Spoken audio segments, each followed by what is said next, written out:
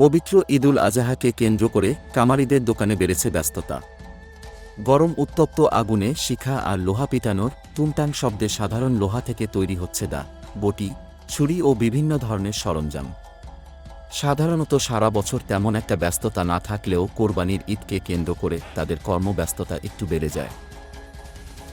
ভোর থেকে শুরু করে গভীর রাত পর্যন্ত চলে তাদের এই কর্মযজ্ঞ। ঈদের আগের দিন পর্যন্ত থাকবে এই ব্যস্ততা।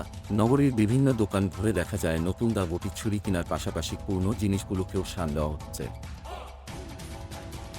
এ বিষয়ে প্রায় অর্ধশত বছরেরও বেশি পুরনো এক কামার ব্যবসায়ী নারায়ণ দাস এর সাথে কথা বলে জানা যায়, ঐতিহাসিক এই হস্তশিল্পের উপর নির্ভর করে অতীতে সচ্ছলভাবে চলা গেলেও বর্তমানে তা কঠিন হয়ে যাচ্ছে। কারণ রেডিমেড চায়না দা, বটি, ছুরি ও চাপাটি বাজারে থাকায় তার একটি প্রভাব সরাসরি এসে পড়ছে এই কামারিদের ব্যবসার উপর। বিক্রিও কমেছে আগে তুলনায় অনেক, যার কারণে ধীরে ধীরে ঐতিহাসিক এ ব্যবসা থেকে মুখ ফিরিয়ে নিচ্ছেন অনেকেই।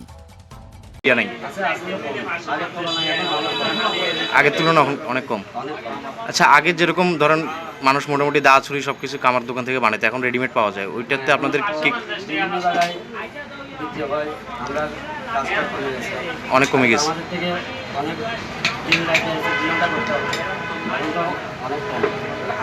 আগের মতো আর ওইভাবে হয় না রেডিমেড থাকাতে।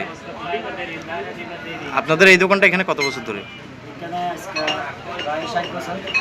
60 বছর এই জায়গায়।